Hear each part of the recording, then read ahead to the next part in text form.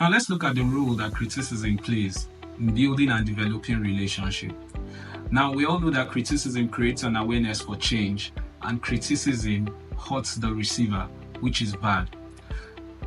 Now let us note that 99 out of 100 times people do not criticize themselves, no matter how wrong their actions are.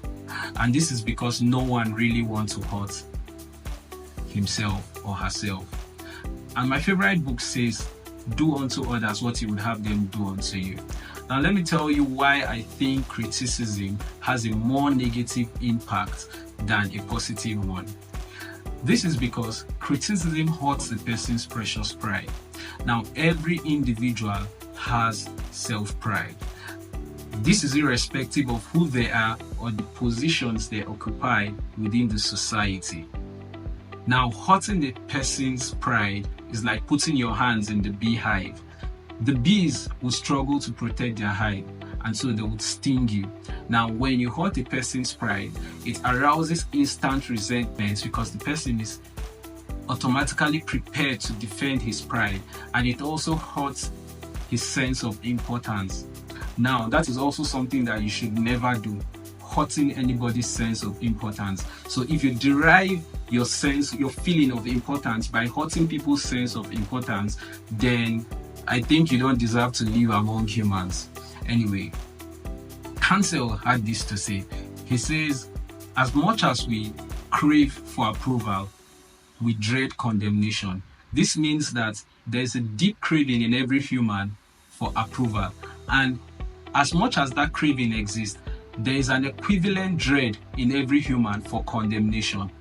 So I would say sharp criticism and rebuke almost invariably ends in futility. Now, Dale Carnegie had this to say in his lifetime.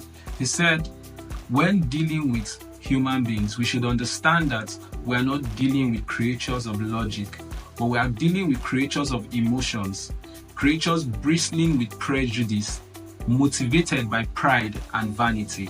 This means that our emotions and our pride comes before our reasoning. So, have you identified anyone within your circle or your workplace or anywhere around you that you desire to change or you want to help to become better or improve in any way and all of that? If you have, that's actually very good. That's brilliant of you, because I would say it's quite a difficult thing to identify anyone who needs change. But I would advise you to start with yourself. And why do I say this? Because it is a lot more profiting and a lot less dangerous. Now, anybody can criticize, condemn, and complain, but it only takes a man of character and discipline to be understanding and forgiving. A great man shows his greatness by how well he deals with little men. So instead of condemning people, let's try to understand them. Let's try to figure out why they do what they do. This is a lot more profiting and a lot more intriguing because it breeds kindness and it breeds sympathy.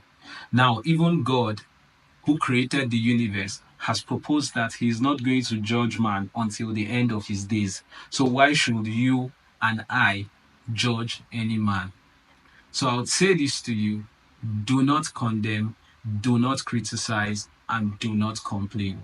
My name is David Cashflow, and I'll see you on the next video where we'll go further to discuss the secrets of dealing with people.